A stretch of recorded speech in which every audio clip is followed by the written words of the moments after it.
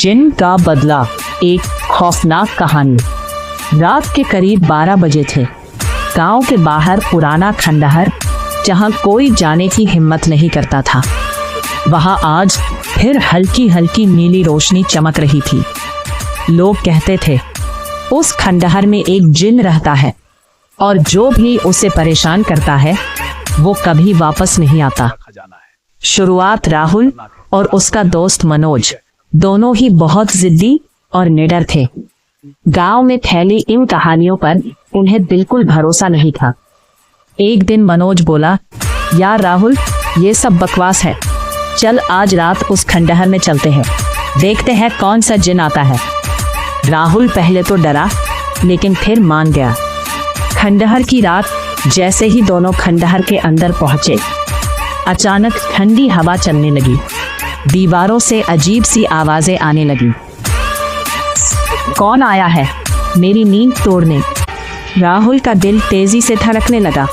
मनोज, मुझे अच्छा नहीं लग रहा, चल वापस चलते हैं।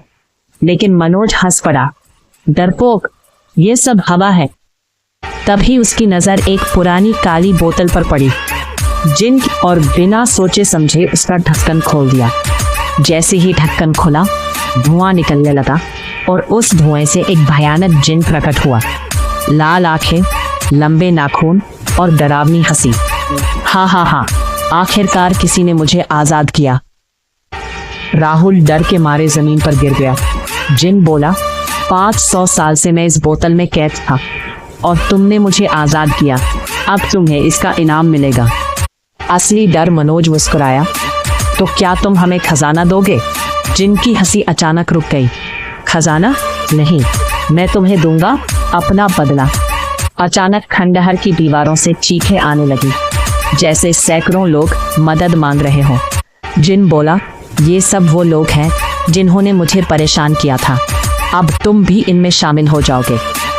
मनोज का अंत अचानक जमीन फट गई और काले हाथ बाहर निकलकर मनोज को पकड़ने लगे।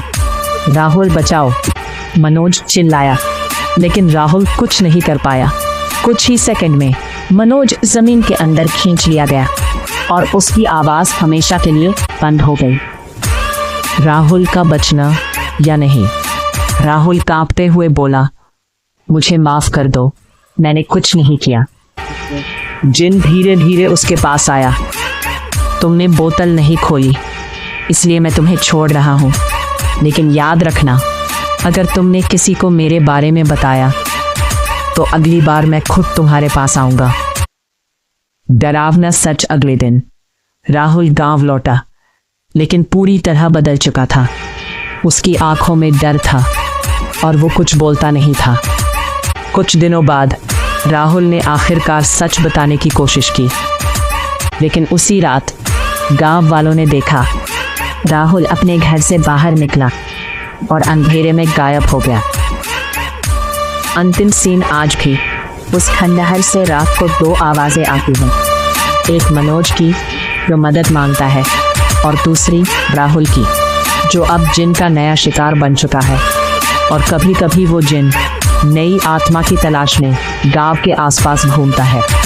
सीख, कुछ दरवाजे कभी नहीं खोलने चाहिए, क्योंकि हर चीज खजाना नहीं होती।